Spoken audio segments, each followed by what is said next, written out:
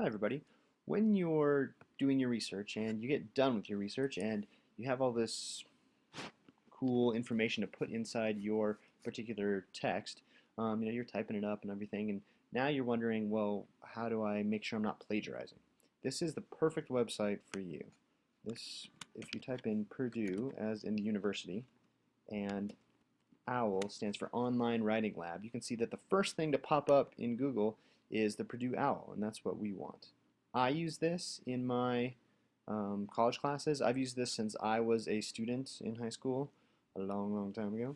So if you click on you can choose to do MLA or APA. It's got formatting for both. So if you are in English class sometime and you want the MLA guide, you just click on the MLA style guide. But we are interested in the American Psychological Association. We are all psychologists now, and it takes you to this particular page. On this page is everything you need to know in order to write a references page and in order to do proper citations. So if you look down the left-hand side here, you just see my cursor going over all these things. This is how to create a references page, which we'll get to in a second, but right before then is how to do in-text citations, right? What you're going to need to do for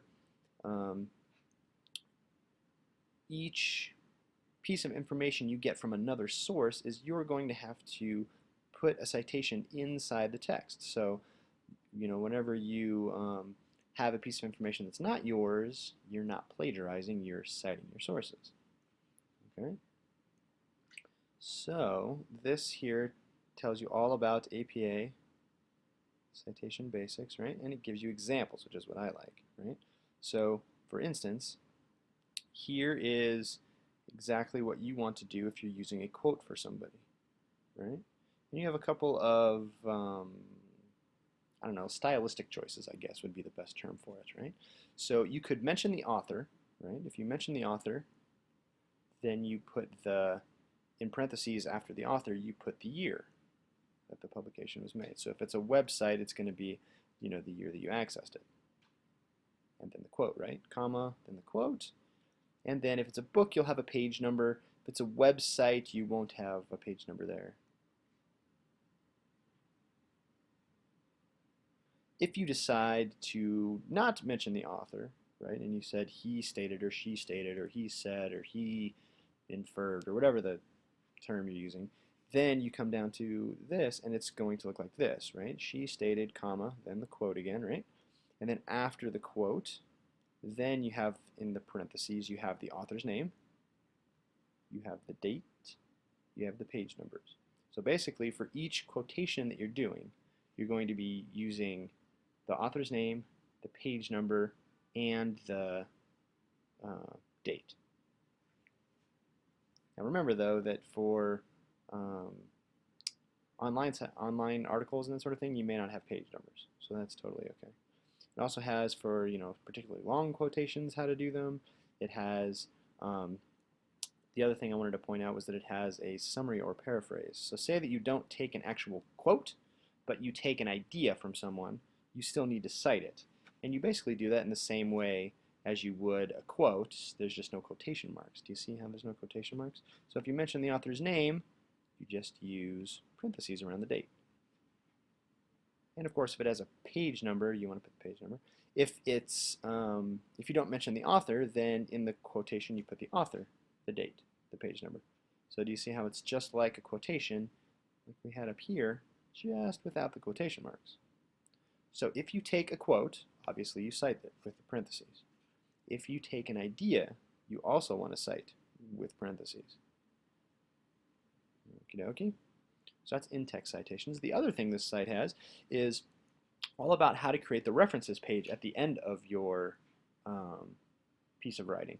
So in MLA, which you might be familiar with, it's called a works cited page. In APA format, they call it a references page. So you can click on here for basic rules, and this will give you a bulleted list of all the basic rules that it has in a references page. It also has a really nice sample paper here. So you can see how an APA formatted paper goes from beginning to end. And of course all the greens and the blues there are comments about how to do it. And so what you'll see here, let me scroll down, what you'll see here is a paper from beginning to end with all the proper formatting, right? And you can look at the end here and see the references page. So, they're doing their in-text citations and all that good stuff, right? And then they get to the end, and then they have an example of a references page. So they have examples here, and they have on the left-hand side here how to write a reference for any kind of thing that you can possibly imagine, right? They have books, and they have articles and periodicals, and they have electronic sources, which is probably what we're going to use, right? So, just aside from the sample paper, it has how exactly to do one, right? So here is from an online article. It's got a general description, and then it's got an actual one, actual example one, right? And so you just find the right kind of online text that you've used, right? So it could be an electronic book, or it could be book review, or it could be a dissertation, or it could be a bunch of data or graphs. Those are always cool to have in a paper, right? It could be non-periodical. So I guess if you want an overall basic idea of how to do it, this would be how to do it, right? The non-periodical web document, web page or report. So you have the author's last name, right? Then the comma, then the first name and the middle name are abbreviated. And if you have more than one author, then you just list them. You have the date of publication in parentheses, just like in our citations, remember? Then a period. Then a title of the document in italics. Then you're going to say retrieve from http.www. blah, blah, blah, blah, blah, right? And then here's an example. All right. If you have questions about this, I know this is kind of complicated and all that stuff, so make sure that you ask. You can't ever ask too many questions about citations or references pages, but you do it once or twice, and then you have it down, and you just keep repeating the same process over and over again. So that's why I like this site, because it'll show you examples, and it'll show you basic things, and then you just can refer back to it over and over again as you need.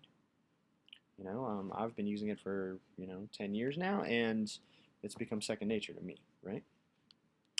All right, so if you have questions, remember, talk to me, but you can always use the Purdue OWL here. It is the best site around for how to cite sources.